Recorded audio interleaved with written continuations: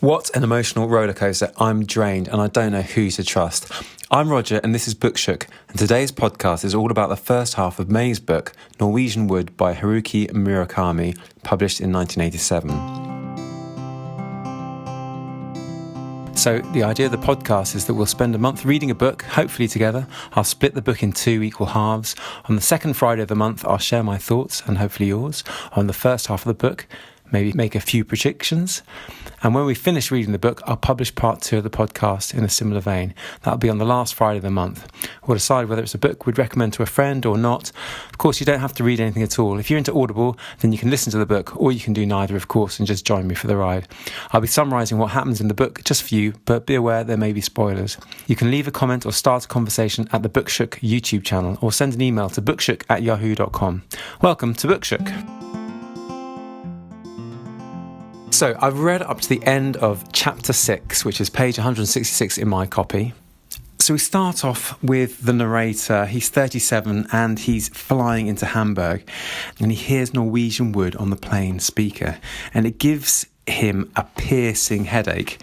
It causes him to reflect on, quote, times gone forever, friends who had died or disappeared, feelings I would never know again.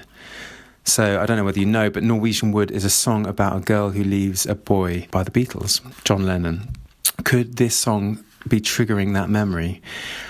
I like the way that Murakami in the first page is drawing from other art forms in his work, and all throughout the first half we do have these references to music a lot.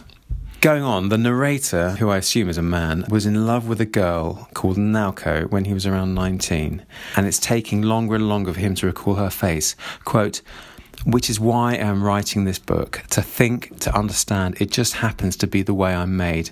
I have to write things down to feel I fully comprehend them." The narrator describes a well in the field he was in with Naoko. He obviously went for a trip. Quote, "It lay precisely on the border where the meadow ended and the woods began, a dark opening in the earth a yard across, hidden by the meadow grass. Nothing marked its perimeter, no fence, no stone curb, at least not one that rose above ground level. It was nothing but a hole, a mouth open wide. The stones of its collar had been weathered and turned a strange muddy white. They were cracked and had chunks missing, and a little green lizard slithered into an open seam. You could lean over the edge and peer down to see nothing. All I knew about the well was its frightening depth. It was deep beyond measuring, and crammed full of darkness, as if all the world's darknesses had been boiled down to their ultimate destiny." Those strange muddy white stones are definitely teeth. What is this going to swallow up? I remember a well from the Wind-Up Bird Chronicles. I wonder if this is a recurrent symbol in his work. Wells maybe representing hidden depths. Going on, they talk of how no one knows where the well is, and how if you fell into it, it would be a terrible way to die. Naoko says, quote, "The best thing would be to break your neck, but you'd probably just break your leg and then you couldn't do a thing. You'd yell at the top of your lungs, but nobody would hear you, and you couldn't expect anybody to find you, and you'd have centipedes and spiders crawling all over you, and the bones of the ones who died before are scattered all around you, and it's dark and soggy, and way overhead there's this tiny, tiny circle of light, like a winter moon. You die there in this place, little by little, all by yourself." "Yuck," says the narrator. "Just thinking about it makes my flesh creep. Somebody should find the thing and build a wall around it." I think it's interesting that the narrator says build a wall about it. I think it'd be better to fill it in. He obviously really likes this well, or the idea of these hidden depths. The sensible thing, fill it in, definitely. And Naoko says, quote, "When I'm really close to you like this, I'm not the least bit scared. Nothing dark or evil could ever tempt me." That answers that, I said. All you have to do is stay with me like this all the time. Naoko thinks it would be wrong for the narrator to stay with me like this all the time in order to stop evil temptation. And then they walk through a pine wood. I wonder if that's a Norwegian wood. So we find out the narrator is called Toru, and Naoko says to Toru, quote, "Promise you'll never forget me." What a weighty promise. And the chapter ends with Toru saying, quote, "Naoko never loved me." So we go back in time. Toru is now 18. He's a freshman. He's staying at a right-wing dormitory where the national flag is raised every morning by Nakano and quote, uniform. Stormtrooper is his flatmate, and he keeps everything really, really clean in his room, although most of the rooms are disgustingly filthy. Just listen to this, quote, "The filth of these all-male rooms was horrifying. Mouldy mandarin orange skins clung to the bottoms of wastebaskets. Empty cans used for ashtrays held mounds of cigarette butts, and when these started to smoulder, they'd be doused with coffee or beer and left to give off a sour stink. Blackish grime and bits of indefinable matter clung to all the bowls and dishes on the shelves, and the floors were littered with ramen wrappers and empty beer cans and lids from one thing or another."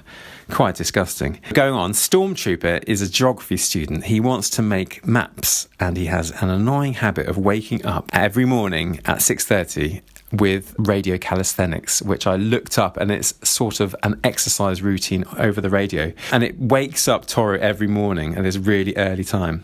The narrator notes that Naoko is beginning to lose a lot of weight, and I wonder if that signals the decline in her mental health. Naoko and Toru meet, and they don't say much. Naoko says, quote, "It's like I'm split in two and playing tag with myself," when she can't express what she wants to say. And I was just thinking, maybe this is an expression of Naoko's split personality. I wonder if this will manifest itself later.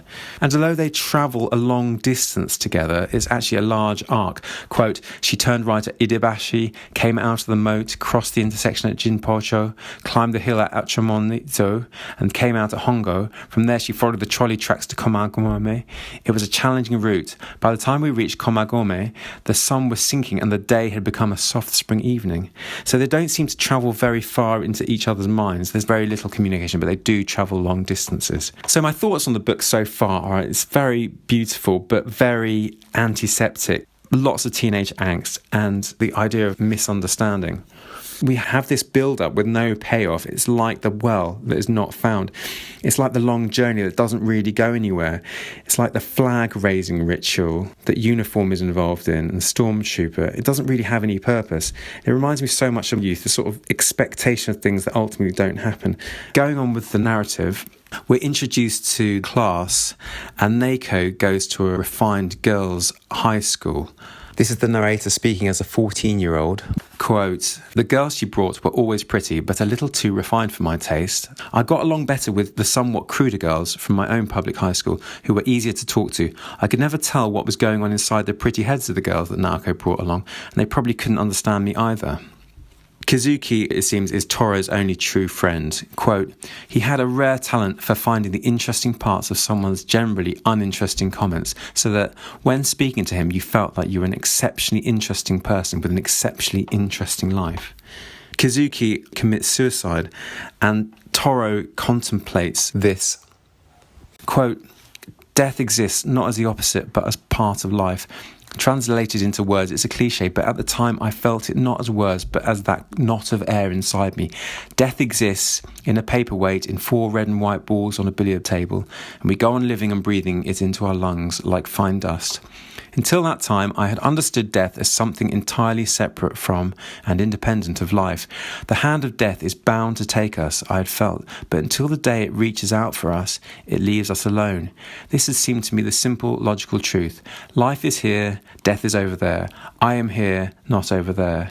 The night Kazuki died, however, I lost the ability to see death and life in such simple terms. Death was not the opposite of life. It was already here within my being. It had always been here, and no struggle would permit me to forget that. When it took the 17-year-old Kazuki that night in May, death took me as well," he goes on. "Those were strange days now that I look back at them. In the midst of life, everything revolved around death." It's interesting how I could feel something like this approaching in the novel.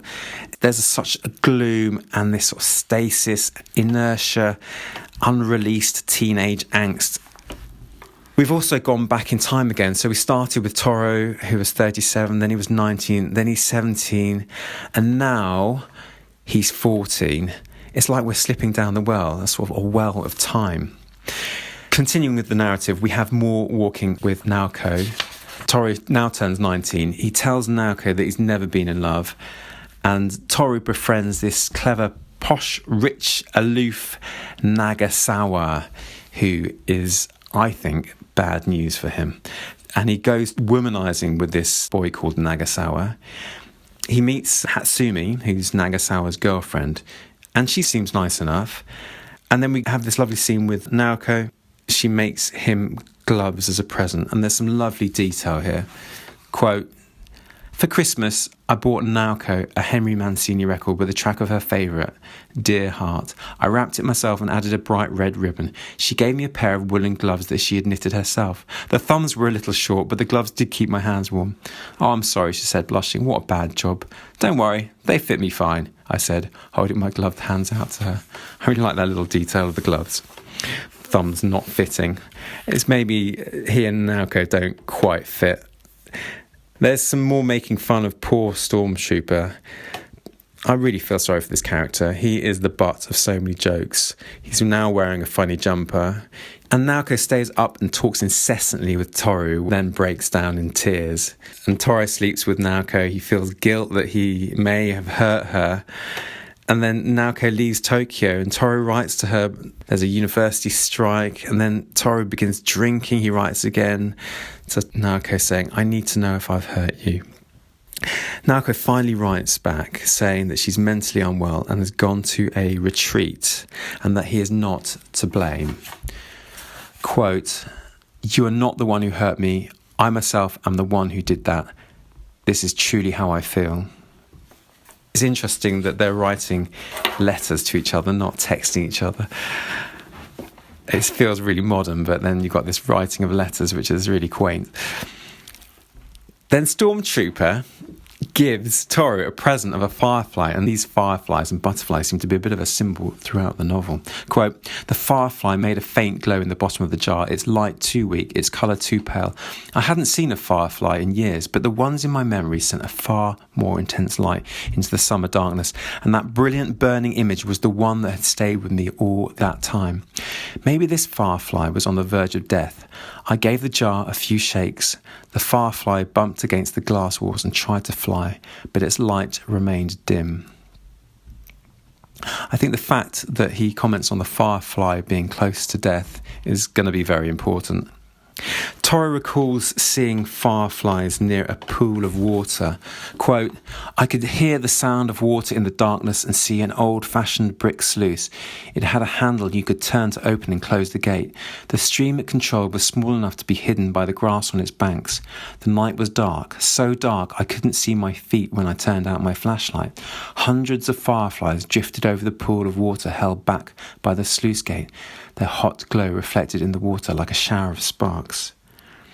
I just love that writing. It really reminds me of the opening scene with that well. And both are holding back large bodies of water. There's this mysteriousness, this kind of dark, the uncharted depths. Again, an important symbol, I think, in this novel. Toru releases the firefly, and again, I wrote in the margins, does this firefly foreshadow the release of Naoko's soul? I've got a bad feeling about this. Continuing the narrative, we have this college protest, which is now beginning to end, and Stormtrooper doesn't actually return to college. He bumps into, this is Toru, he bumps into a girl called Midori in a restaurant, and she borrows his notes. She's a fellow student. And they arrange to meet at midday in 2 days' time, but she unfortunately does not show up. He calls up the bookshop where she lives, and a man says she's in hospital. He writes to Naoko saying, "I miss you." And then a few days later, Midori and him meet in class. And Midori says to Toru, "Look, I'm really sorry I didn't turn up." And Toru says, "Why didn't you turn up?" And she says, "I had to go to hospital." And Toru says, "Why?" And she says, "I'll tell you later." At this point in the novel, I'm kind of feeling it's a bit lackluster, a bit slow. Toru seems a bit self-absorbed and, quote, cool. I'm not really enjoying it that much. I do like certain sections, like the description of the fireflies and the sluice, the water. Toru seems so interesting to other people. For example, Midori, and I can't quite see why. He seems just a boring character to me. I don't know why everyone thinks he's so fascinating. Continuing the narrative, Midori and Toru meet up, and Midori talks a lot. Very, very different to Naoko. Constant chatter. She invites him over for lunch, and he seems to objectify her quite a lot. Quote, She wore slim blue jeans and a navy t-shirt. An Apple Records logo nearly covered the back of the shirt. She had incredibly narrow hips, as if she had somehow skipped the growth stage in which the hips are solidified. And this gave her a far more neutral look than most girls have in slim jeans. The light pouring in from the kitchen window gave her shape a kind of vague outline. And I get the feeling that Toru does this a lot, especially with female characters. He is very interested in what they look like. And she cooks him all this amazing food. And then, after that, he manages to criticise her. Quote, chin in hand, she smoked half her cigarette, then crushed it out in an ashtray. She rubbed her eyes as if smoke had gotten into them. Girls are supposed to be a little more elegant when they put their cigarettes out. You did that like a lumberjack. This is Toru speaking. You shouldn't just cram it down in the ashtray, but press it lightly around the edges of the ash. Then it doesn't get all bent up. And girls are never supposed to blow smoke through their noses. And most girls wouldn't talk about how they wore the same bra for 3 months when they're eating alone with a man. Talk about expectations, how you should behave being a girl. And for a novel that is actually trying to show how expectations can be a problem, he has got a lot of expectations of what a girl should do. But she likes him, that's the strange thing. Quote, but I like talking to you. The way you talk is so unusual. I don't like having something control me that way. She was referring to a cigarette and the fact that he didn't complain. Apart from the fact that he says girls don't smoke Marlboros. And then she says, what's the difference? One tastes as bad as another. So 80s, smoking, writing letters, finding out what people's phone numbers are. It's very dated. It's interesting. Going on, this character to me seems like a bit of a male fantasy figure. He's a bit of a slob, in my opinion, but he's so attractive to women. Or is that just me? Maybe I've got this wrong. I'd love your opinions. I really would like you to let me know what you think. And then she talks about the fact that her father's gone to Uruguay and that he was not particularly nice when her mother died. Quote, and this is her speaking, what do you think he said to my sister and me when our mother died? I would much rather have lost the two of you than her. It knocked the wind out of me. I couldn't say a word. You know what I mean? You just can't say something like that. Okay, he lost the woman he loved, his partner for life. I understand the pain, the sadness, the heartbreak. I pity him, but you don't tell the daughters you fathered, quote, you should have died in her place. I mean, that's just too terrible. Don't you agree? Yeah, I see your point, says Toru. Again, always very, very short response from Toru. That's one wound that will never go away, she says, shaking her head. But anyhow, everybody in my family is a little different. We've all got something just a little bit strange. So it seems, I said. Still, it is wonderful for two people to love each other, don't you think? I mean, for a man to love his wife so much, he can tell his daughters they should have died in her place. Would she really reveal that to a relative stranger, I'm thinking? Continuing the narrative, they watch passively as a fire breaks out in a neighbouring flat. And Toru says, quote, were you loved enough by your parents? And Midori says, somewhere between not enough and not at all. I was always hungry for love. Just once I wanted to know what it was like to get my fill of it, to be fed so much love I couldn't take any more. Just once, but they never gave that to me. Never, not once. If I tried to cuddle up and beg for something, they'd just shove me away and yell at me. No, that costs too much. And Midori says she's looking for, quote, selfishness. And here's the quote. No, and this is Midori speaking, even I know better than that. I'm looking for selfishness, perfect selfishness. Like, say I tell you I want to eat strawberry shortcake, and you stop everything you're doing and run out and buy it for me, and you come back out of breath and get down on your knees and hold this strawberry shortcake out to me, and I say I don't want it anymore and throw it out the window. That's what I'm looking for, Toru says. I'm not sure that has anything to do with love. It does, says Midori. You just don't know it. There are times in a girl's life when things like that are incredibly important. Again, we've got in a girl's life. She has a very strong identity with what she believes is girl behaviour. And this gender identity is throughout the first half. And I think maybe it's just a dated book. This is 34 years old, 1987. I think things have changed for the better. Continuing the narrative, they kiss, and Midori says that she does have a boyfriend. Again, there are many cultural references. We've got music and books on every page. The narrative continues with Toru going out to try and find girls with Nakasawa. And this is, quote, this is my quotes, the typical male gaze, very judgmental of women. Quote, One of the girls was on the large side. She wore a grey parka and white jeans, carried a big vinyl pocketbook, and had on big shell-shaped earrings. Her friend was a small girl with glasses. She wore a blue cardigan over a check shirt and had a blue turquoise ring. The smaller one seemed to have a habit of taking her glasses off and pressing her eyes with her fingertips. He's approached again without doing anything, quote, clutching her shoulder bag to her breast, the smaller girl went off to the ladies' room, at which point her companion spoke to me, i.e. Toru.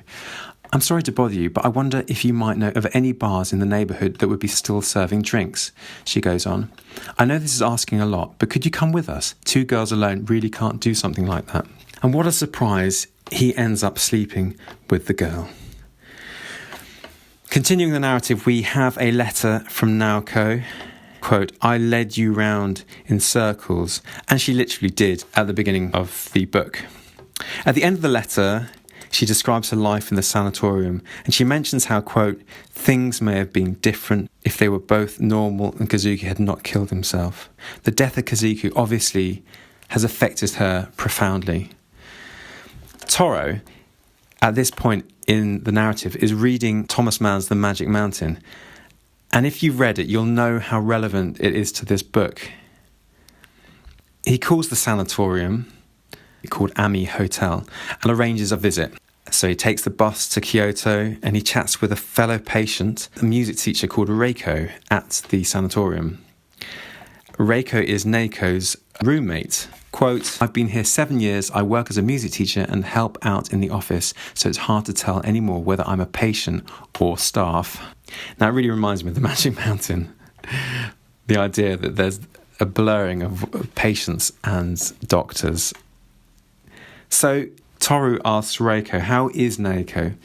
And she says, quote, she was pretty confused at first and we had our doubts for a while, but she's calmed down now and she's improved to where she's able to express herself verbally. She's definitely headed in the right direction, but she should have gotten treatment a lot earlier than she did.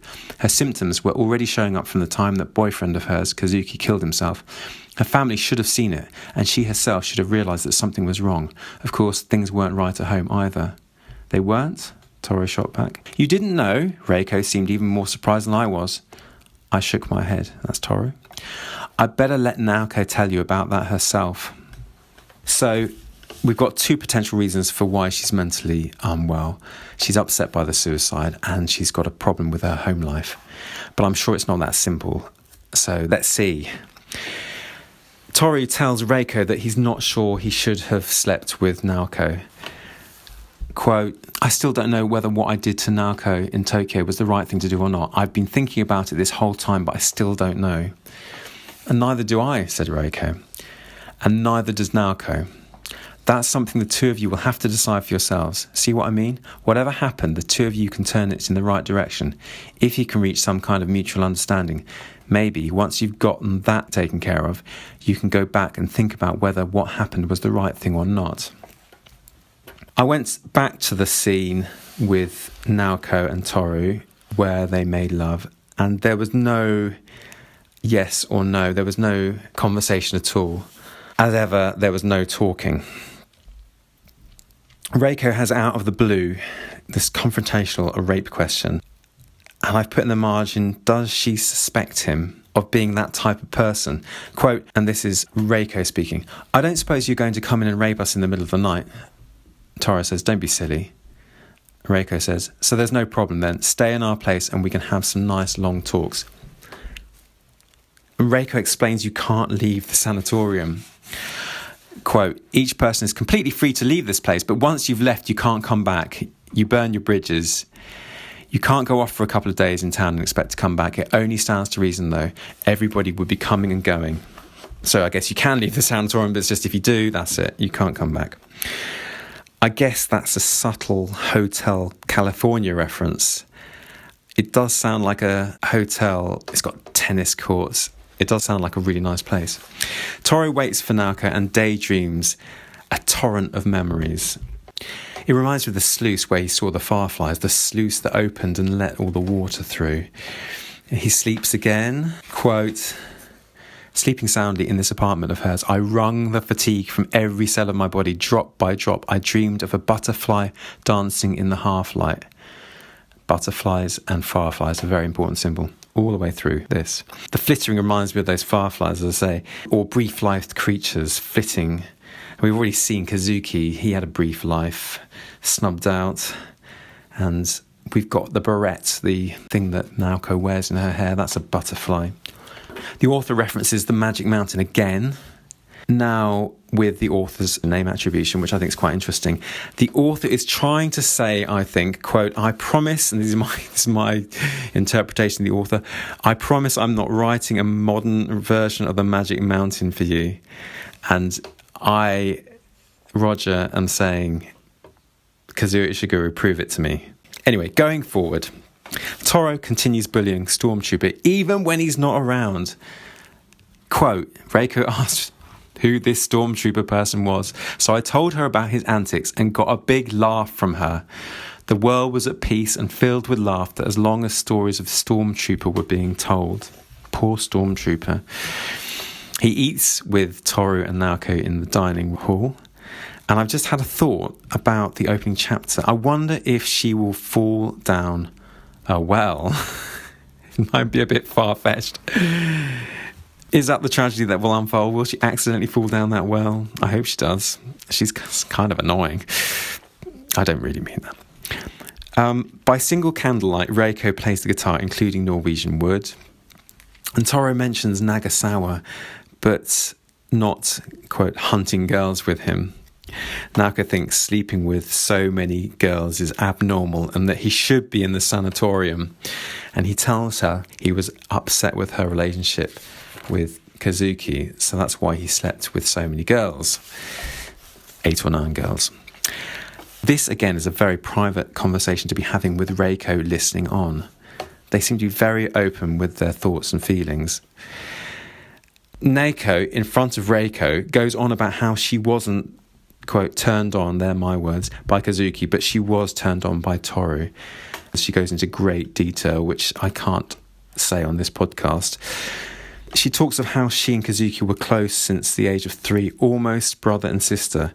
She talks about when she had her first menstruation, she runs to him. I'm thinking, was Naoko so upset at their lovemaking because just as she had her first kiss with Kazuki, she also wanted to have her first sexual experience with Kazuki, but Toru took her virginity. So maybe that's partly why she's upset. Reiko steps in when Naoko starts to cry. She says, Toru, go for a 20-minute walk on your own. And so he does so. Reiko recounts the dreams of being a concert pianist were dashed, so she had a mental breakdown. Quote, I spent day after day in the house teaching neighbourhood children Bayer exercises and sonatas. I felt so miserable, I cried all the time to think what I had missed. And I think point of view is really important. Managing expectation is really important. Putting it another way, I celebrated with my wife when this podcast got 50 downloads. Some would say that is no reason to celebrate, but it's all about managing your expectations. You know, what are your expectations? Anyway, Reiko met a man, but she said she couldn't marry him. Quote, he wanted to know what those reasons were, so I explained everything to him with complete honesty, that I had been hospitalised twice for mental breakdowns. I told him everything, what the cause had been, my condition, and the possibility that it could happen again. I'm thinking, what was the cause? We will find out. Continuing the narrative, she does actually end up marrying him. Quote, he fought with his parents over me and they disowned him. He was from an old family that lived in rural part of Shikoku. They had my background investigated and found out that I had been hospitalised twice. No wonder they opposed the marriage. But she has kids and is happy. But then she takes on this clever and beautiful student. Quote, a pathological liar. She was sick, pure and simple. She made up everything. And while she was making up her stories, she would come to believe them. And then she would change things around her to fit her story. She had such a quick mind, she could always keep a step ahead of you and take care of things that would ordinarily strike you as odd, so it would never cross your mind that she was lying. Does this remind you of any character, maybe, in the last podcast we looked at? Yep. I think this is basically Kathy from East of Eden. I wonder if Kazuo Ishiguro was reading the book at the time, along with the Magic Mountain. It's such an old chestnut, that trope of this evil woman who is beautiful and is a liar. This time articulated by a female character to give it maybe some more credence. I don't know. This Reiko sounds very disturbed. First she says the old cliche, quote, I was going to be a concert pianist. And then she says, quote, I had no special talent, when talking of this to the student. Quote, I had no special talent, but I must have had something that drew her to me, something that was missing in her, I would guess, which must have been what got her interested in me to begin with. I believe that now, looking back, and I'm not boasting. Very strange thing to be saying about the student. I really don't think any character in this book can be trusted, and maybe that's the point. So her student tries to please, quote, she was not the kind of person who quietly goes about doing things for herself. This was a child who would make detailed calculations to use every means at her disposal to impress other people. She knew exactly what she had to do to make people admire and praise her, and she knew exactly what kind of performance it would take to draw me in. She had calculated everything, I'm sure, and put everything she had into practicing the most important passages over and over again for my benefit. I can see her doing it. Still, even now, after all this came clear to me, I believe it was a wonderful performance, and I would feel the same chills down my spine if I could hear it again. Knowing all I know about her flaws, her cunning and lies, I would still feel it. I'm telling you, there are such things in this world. I'm telling you, there are such things in this world. That really reminds me of John Steinbeck saying, I believe there are monsters born to human parents when talking about Kathy, don't you think? I'm thinking, doesn't every child try to please their teacher and their adults around them? This is natural. This is not unnatural. But then she is in a mental institution, so she can be forgiven, I guess. Continuing the narrative, Toru says that he wants to, quote, hear more about you to Naoko. And then he brings up the subject of Kazuki. I think that's a bit insensitive, since Kazuki could be an emotive subject. Remember, she's a hospital. But perhaps he's following Reiko's advice of, quote, mutual help. So Naoko has an opportunity to say how close she was to Kazuko. Are you ready for this? I don't think I am, but I'm going to read it. Quote, our boy-girl relationship was really unusual too. It was as if we were physically joined somewhere. If we happened to be apart, some special gravitational force would pull us back together again. It was the most natural thing in the world when we became boyfriend and girlfriend. It was nothing we had to think about or make any choices about. Continuing the narrative, Toru was Kazuki and Naoko's link to the outside world. It's interesting and peculiar that Kazuki and Naoko's relationship is highlighted as being sexual rather than anything else, for example, spiritual or intellectual or physical or any other connecting attribute. Why is this? Please tell me. I don't really know why. Continuing on, they have fun by taking the mick out of Stormtrooper again. And Reiko, quote, did imitations of mental patients. That was a lot of fun. Interestingly, Reiko repeats the rape comment. Quote, if you feel like raping anybody in the middle of the night, don't get the wrong one, said Reiko. The unwrinkled body in the left bed is Naoko's. Liar, says Naoko, mine's the right bed. And Naoko here is a willing player in that kind of, quote, joke. Is there some secret fear that Reiko is harbouring? Or is it just the author wants you to keep thinking about sexual power play in the situation? He better have a good reason, or else I'll be very disappointed. Giving him the benefit of the doubt, wonder if the Japanese is more nuanced. Maybe it's something along the lines of cuddle. I'm giving a massive benefit of the doubt here to the author, but I'd be interested to know if any of you speak Japanese and have read the Japanese version of the novel. Continuing the narrative, Toru wakes from a dream of metal birds that crash to the ground. Here, I guess, metal birds represent the inversion of freedom. Usually birds are flying away. These ones are crashing to the ground. Toru sleeps, but he wakes to see Naoko staring at the moon. And she's wearing the butterfly beret. Again, symbolising this fleeting life, but also perhaps sexual availability, ? I'm not sure. The butterfly beret is replaced. It wasn't there before. Quote, revealing the beauty of her face in the moonlight. And now we are whacked over the head with Naoko as butterfly metaphor. Are you ready for this? Quote, Naoko stayed frozen in place, like a small nocturnal animal that had been lured out by the moonlight. The direction of the glow exaggerated the silhouette of her lips.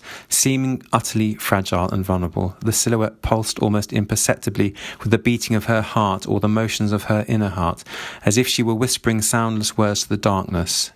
Continuing on. Naoko slipped the gown from her shoulders and threw it off completely, like an insect shedding its skin. Continuing on. The flesh had been through many changes to be reborn in utter perfection beneath the light of the moon. After her butterfly parade, they go to bed and Toru can't sleep. So Naoko finds herself in another dependent relationship, this time with Reiko as opposed to Kazuki. The next day they both go to feed birds in the birdhouse. Quote, spotting Reiko, the birds started chattering and flying about inside the cage. It's interesting that they spotted Reiko and not all three of them. I guess if they spotted Naoko, they would have turned to metal and crashed to the floor. And then we've got another talking parrot joke. I wonder if Murakami has just read East of Eden again. Continuing on, they all go for a mountain walk out of the sanatorium. And this section really reminds me of Hans Castorp in The Magic Mountain when he goes off for a long wander in the hills. They end up in a bar and Reiko says, "You two go off on your own for a bit. It's against the rules, but I don't care." And they have a little chat on their own, Naoko and Toru. And Naoko says she has nightmares. Quote, "I feel like Kazuki is reaching out for me from the darkness, calling to me, 'Hey, Naoko, we can't stay apart.' When I hear him saying that, I don't know what to do." And then Naoko gives Toru sexual relief and tells him he must wait before he can make love to her. And then she talks of her dead sister, who was killed at 17 by suicide like Kazuki. Naoko talks about how she discovered her sister's body. Quote, "I just stood there spacing out for maybe 5 or 6 minutes, a total blank, like something inside me had died. I just stayed that way with my sister in that cold, dark place." This really reminds me of the well at the opening of the novel. And Toru says, "Look, I'll protect you from," quote, "the dark and from bad dreams." And Naoko says, "That would be wonderful." The narrative continues and Reiko and Toru end up alone together. And Reiko tells Toru how she had a sexual experience with one of her young students. She slapped the student, feeling disgusted with her, and she refused to teach her again. But after that experience, rumours started to abound. This is Reiko speaking about the girl. Quote, "The girl was rotten inside. Peel off a layer of that beautiful skin and you'd find nothing but rotten flesh. I know it's a terrible thing to say, but it's true. And I knew that ordinary people could never know the truth about her, that there was no way we could win. She was expert at manipulating the emotions of the adults around her, and we had nothing to prove our case. First of all, who's going to believe that a 13-year-old girl set a homosexual trap for a woman in her 30s? No matter what we said, people would believe what they wanted to believe." She ended up divorcing her husband, and then her and Toru go back. Naoko can't sleep, so they have a little snuggle, and then Toru goes back to Tokyo. And there ends the first half. So, a lot to think about. Questions that I have written down. Here goes. What will become of Naoko? Will she die? I think she might die. I don't know whether she's going to die in a well. I think that's a bit far-fetched. But I think maybe some suicide or something. Will more of Toru's past be revealed? I doubt it. He seems a very private person. I don't think a huge amount is going to be revealed. I would like to know a bit more about Toru's past, though. We know about a lot of the other characters. Why was Midori in hospital? Is she ill? That is an interesting question. Will Reiko's strange "don't rate me" comments become clearer? Probably. I'm hoping it will. We might not even meet Reiko again, I don't know. Will Toru and Midori become the perfect couple with hints of Naoko in the background? Possibly. I think they may end up together. Will Toru continue to command magical admiration from females? That is without a doubt. Of course he will. And will there be more kind of male gaze, him studying women and talking about what they look like? Yes, definitely. And will Stormtrooper continue to be the butt of many jokes? Yes, I'm sure he will be in the second part of the book. Okay, so a few really interesting ideas to come out of this book. So, first, there's a lot of Toru feeding lines to characters so that they can go on a big monologue, and it happens all the time. Kazuki visiting Naoko in hospital. Naoko ends up talking for ages about Kazuki, and this is not natural dialogue. There's never any hidden depths in the book. They just say what they feel. The theme or the idea of expectations and correctly managing them, I think is really important. Reiko, for example, not being a concert pianist, it almost destroys her. And then Reiko's husband's parents had high expectations of him, but he didn't meet the expectations. Here's an interesting quote where Naoko is talking of Kazuki's expectations. Quote, "I've got to do that, I've got to change this," he was always thinking, right up to the end. Poor Kazuki, always wanted to change things. And there's another quote. This is when Reiko is playing the guitar. Quote, "Softly humming the melody, she did a full rendition of Scarborough Fair. The three of us applauded, and Reiko responded with a decorous bow of the head." She says, "I used to get more applause for a Mozart concerto." How sad is that? That all your friends are going, "Yeah, well done, you played that beautifully on the guitar." And you're just thinking, "Oh yeah, but I used to get more applause when I played a Mozart concerto." That's selfish and so self-indulgent. The next idea, fireflies and butterflies, appear a lot in this first half. Naoko's barrette. Quote, "I was ready to sleep with him," said Naoko, unclasping her barrette and letting her hair down. She toyed with the butterfly shape in her hands. And then we've got this flickering candle in Naoko's room. Again, the flickering of the firelights, the flickering of the candle. Quote, "As the three of us sat facing the candle amid these hushed surroundings, it began to seem as if we were the only ones left on some far edge of the world. The still shadows of the moonlight and the swaying shadows of the candlelight met and melded on the white walls of the apartment." And then we've got that interesting reference to Jay Gatsby. Quote, "Where the road sloped upward beyond the trees, I sat and looked toward the building where Naoko lived. It was easy to tell which room was hers. All I had to do was find the one window toward the back where a faint light trembled. I focused on that point of light for a long, long time. It made me think of something like that final throb of a soul's dying embers. I wanted to cut my hands over what was left and keep it alive. I went on watching it the way Jay Gatsby watched that tiny light on the opposite shore night after night." Another interesting idea that happens all the way through is Toru being fascinating to women. There are so many examples, but I started sort of recording them about a quarter of the way in. Here's proof that he's not particularly interesting. "Don't get mad, but really though, what are you good at?" And Toru says, "Nothing special." Naoko says she slept with him because he is, quote, "not ordinary." And then she says, "I couldn't sleep with Kazuki, but I could sleep with you," she says when she's at the hospital. I've paraphrased that. And then we've got Reiko's inappropriate rape comments and Naoko's correction. We've got Naoko stripping for Toru. So lots of ways in which Toru is fascinating to women. Then we've got this sort of meditative, ungoal-oriented kind of equilibrium, anticlimactic feel.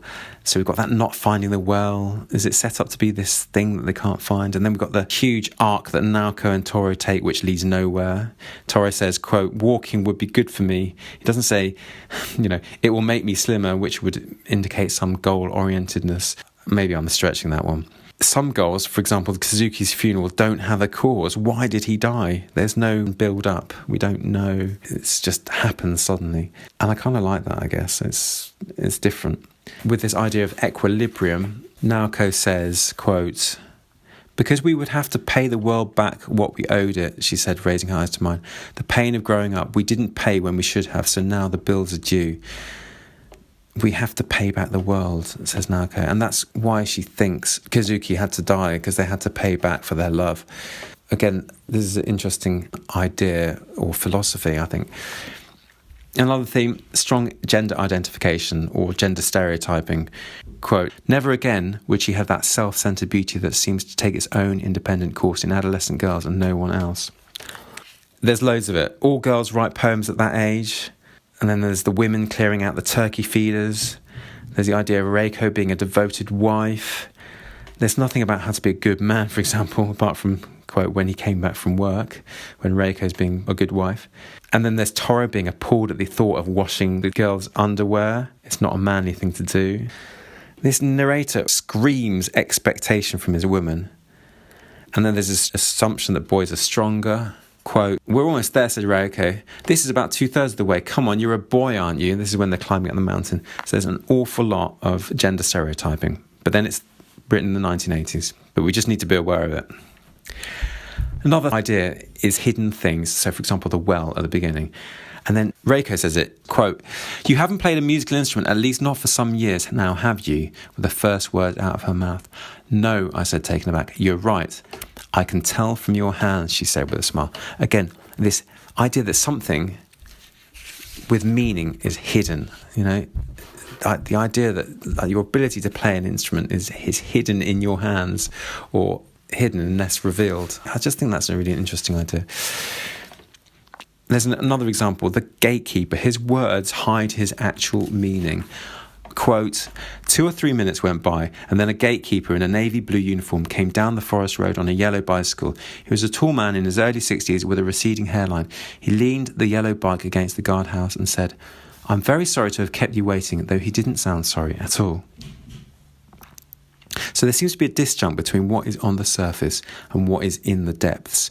They don't necessarily reveal each other. For example, Kazuki's suicide. And I just think that's very interesting. There is also an idea of this mundanity in the depths of tragedy. So we've got that fuel ticket that's on the windscreen when Kazuki is killing himself. It's just a little detail which is so mundane whilst this tragedy is happening. And then we've got the lazy watching of the house fire by Midori and Toru whilst this awful thing is happening. So I think that's an interesting idea too. And then we've got this very detailed, closely observed female image. I'll go through some interesting examples. In the hospital, quote, "There was something almost mysterious about this woman. Her face had lots of wrinkles. These were the first thing to catch your eye, but they didn't make her look old. Instead, they emphasized a certain youthfulness in her that transcended age. The wrinkles belonged where they were, as if they had been part of her face since birth." So he's talking about Reiko there. And then Toru studying Naoko in hospital, quote, "She looked healthier than before, suntanned, her body firmed up from exercise and outdoor work. Her eyes were the same deep, clear pools they had always been, and her small lips still trembled shyly, but overall her beauty had begun to change to that of a mature woman." Well, then we have Toru studying Naoko's body. Quote, "Naoko wore blue jeans and a white blouse and carried her jacket in one hand. I watched her long, straight hair swaying right and left where it met her shoulders. She would glance back at me now and then, smiling when our eyes met." Anyway, there's a lot of very closely observed females in this book. Another idea, things half used or wasted potential. So in the sanatorium, we have a lot of waste. Quote, "She took the lead, hurrying down the corridor and a flight of stairs to the first floor dining hall." This is Reiko. "It was a large room with enough space for perhaps 200 people, but only half was in use. The other half closed off with partitions, like a resort hotel in the off-season." And then we've got the hospital feeling empty. Quote, "It's such a wide open place. These are not big numbers at all. Far from it. It might be closer to say that the place is on the empty side. It's big and filled with nature and everybody lives quietly. So quietly you sometimes feel that this is the normal, real world." And then Reiko, quote, "You shouldn't use yourself up in some unnatural form. Do you see what I'm getting at? It would be such a waste. The years 19 and 20 are a crucial stage in the maturation of character, and if you allow yourself to become warped when you are at that age, it will cause you pain when you're older. It's true, so think about it carefully. If you want to take care of Naoko, take care of yourself." And then, of course, we've got Kazuki's life. That was half-used, kind of wasted. I think that's all I really want to say about these ideas for now.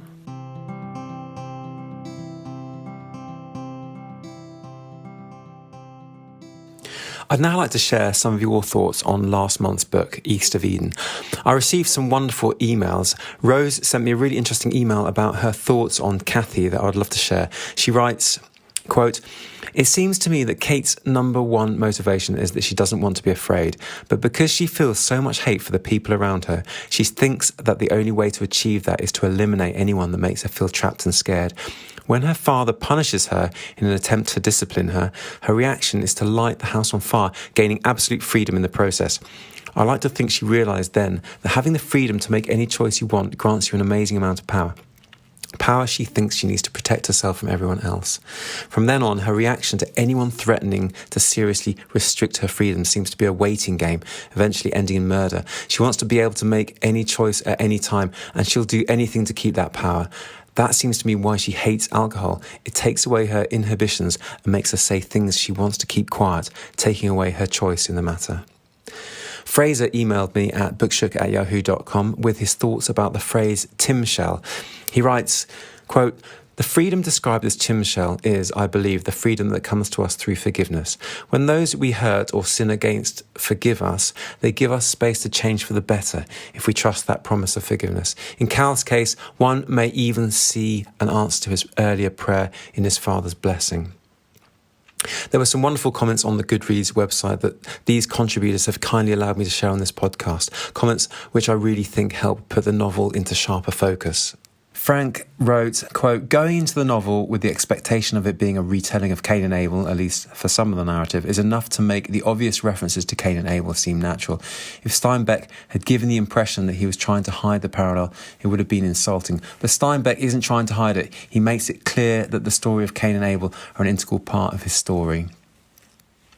Matthew wrote, quote, "It is like a high-priced, high-quality buffet with lots of different stations. At each of those stations is a main table with an awesome featured food, thick-cut prime rib, chocolate fondue fountain, Mongolian barbecue bowl.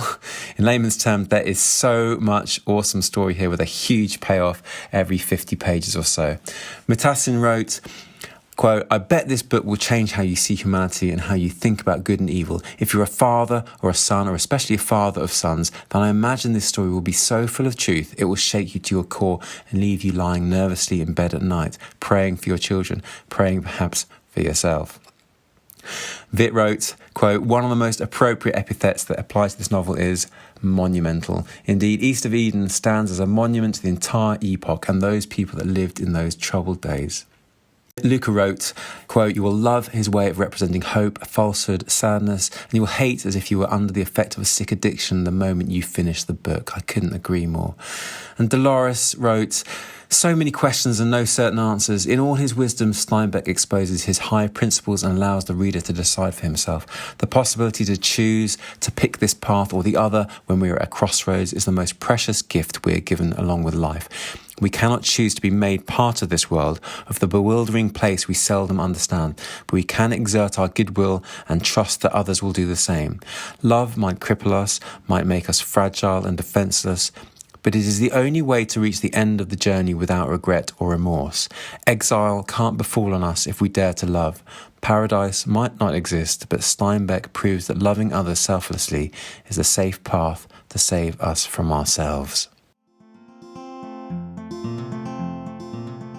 Thanks very much for listening. If you have any questions or comments, I'd love to hear them. Email bookshook@yahoo.com or leave a comment at the Bookshook YouTube channel. I'd also love suggestions for future books to read together. Maybe there's been one sitting on your shelf for ages which you haven't got around to reading and you just need that push to get started. Talking of next books, after I publish part 2 of Norwegian Wood in 2 weeks, that's the 28th of May, the next month's podcast will be all about The Offing by Benjamin Myers. So get that one at the ready if you can. Anyway, I look forward to discussing the final part of Norwegian Wood at the next episode. See you then.